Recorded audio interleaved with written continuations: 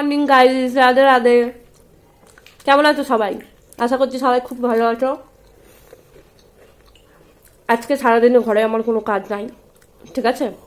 আজকে একটা জিনিস কিনতে যাব, তোমাদেরকে সবাইকে দেখাবো। আমি খুব এক্সাইটেড, জানি না সেটা এখন পাবো কি না পাবো, বাট খুব এক্সাইটেড। তো সেই জিনিসটা কিনতে যাওয়ার আগে আমাকে তাড়াতাড়ি, মানে সেরকম কিছু নেই, শুধু ভাতটা করতে হবে, তরকারি তো রাখাই আছে, শুধু গরম করতে হবে। কালকে আমি চিকেন বানিয়েছিলাম, তোমাদেরকে দেখিয়েছি, সেটাই আছে। তো শুধু ভাতটা করতে যতটা সময় লাগে তাড়াতাড়ি খাবো, খেয়ে দিয়ে আর যাবো।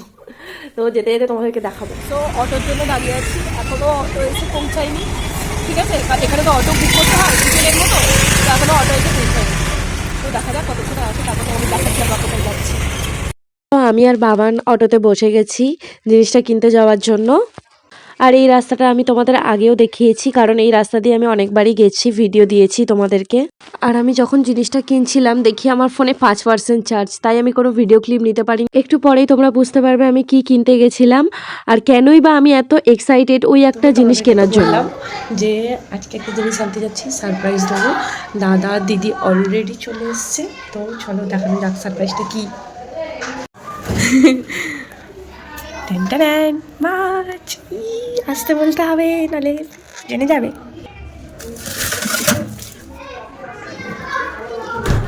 দাঁড়াও একটু প্লাস্টিক ছাড়িয়ে।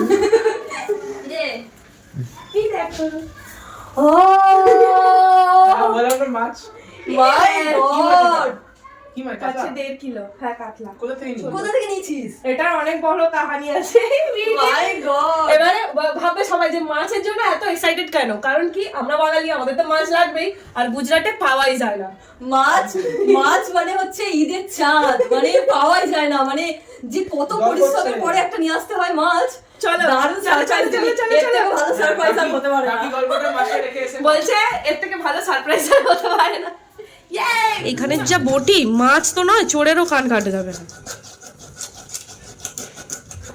মাছ কাটিং হচ্ছে। মাছটা তাজা না? কারণ মাছটা দেখে কাটতে হয় না, ওই না গলে যায়।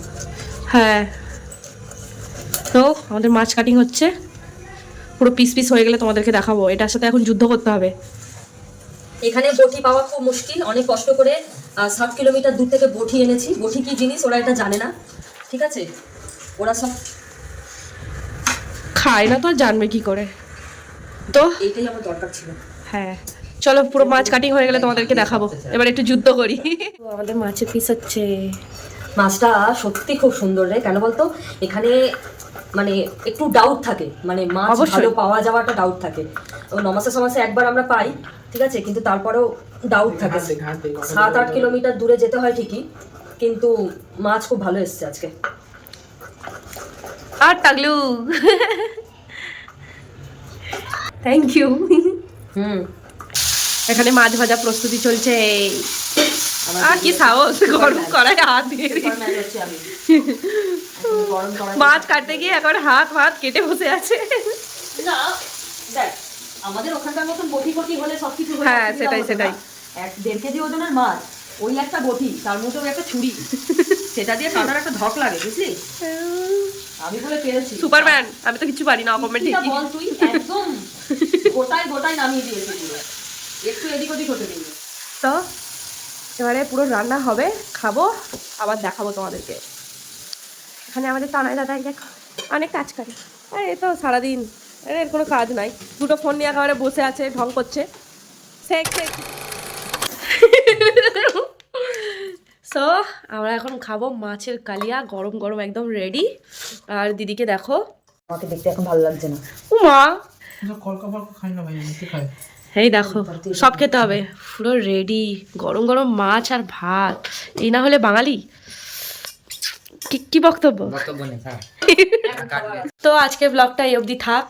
অবশ্যই ভালো লাগলে সাবস্ক্রাইব করে দিও, লাইক কমেন্ট করে দিও। একদম, এত পরিশ্রম করছি তোমাদেরকে দেখাচ্ছি, একটা তো লাইক কমেন্ট সাবস্ক্রাইব করতে হবে।